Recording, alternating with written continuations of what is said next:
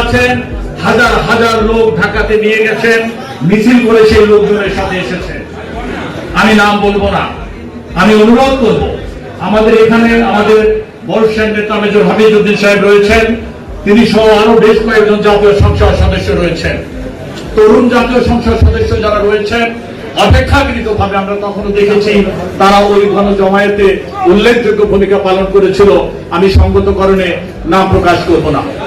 আমি এই মুহূর্তে বক্তব্য রাখার জন্য বিনীত অনুরোধ করছি বরিশাল উত্তর জেলা বিএনপির সংগ্রামী আহ্বায়ক বীর মুক্তিযোদ্ধা জওয়ান মোহাম্মদ শহীদুল্লাহকে।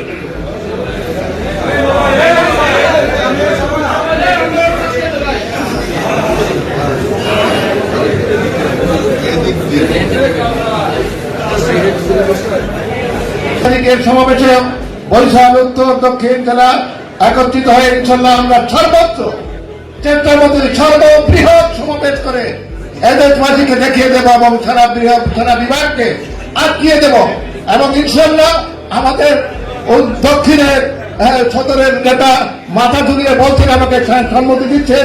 আপনাদেরকে সবাইকে আমি বিরক্ত না করে সবাইকে ধন্যবাদ জানিয়ে আমরা মনে করি সমস্ত জেলাবাসী, আমরা যুবদল, ছাত্রদল, স্বেচ্ছাসেবক দল সহ সকলে ঐক্যবদ্ধভাবে এই সভাকে সাফল্যমণ্ডিত করব।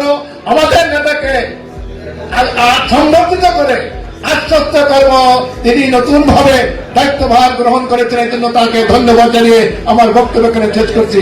খুদা হাফেজ। সম্মানিত নেতৃবৃন্দ, অনিচ্ছাকৃত বক্তব্যের প্রোটোকলে ব্যত্যয় ঘটানোর জন্য দুঃখ প্রকাশ করছি।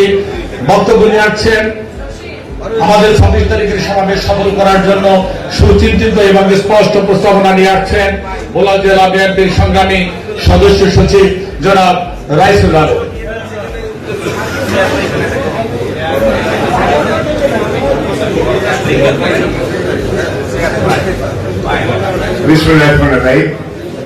আজকের এই প্রস্তুতি সভার সম্মানিত সভাপতি, উপস্থিত সঞ্চালক এবং বিএনপির স্থায়ী কমিটির সদস্য এবং কেন্দ্রীয় বিএনপির নেতৃবৃন্দ, বিভিন্ন জেলার নেতৃবৃন্দ, আসসালামু আলাইকুম।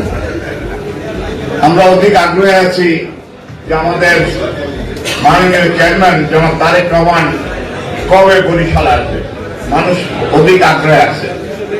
আমরা এখানে আমাদের ভোলার কৃতি সন্তান স্থায়ী কমিটির সদস্য মেজর হাফিজউদ্দিন আহমেদ সাহেব আছে এবং ভোলা 2 বিএনপি প্রার্থী হাফিজ ইব্রাহিম সাহেব আছে, চরপেশন মন্ত্রীর জনাব নুরুল ইসলাম নয়ন আছে।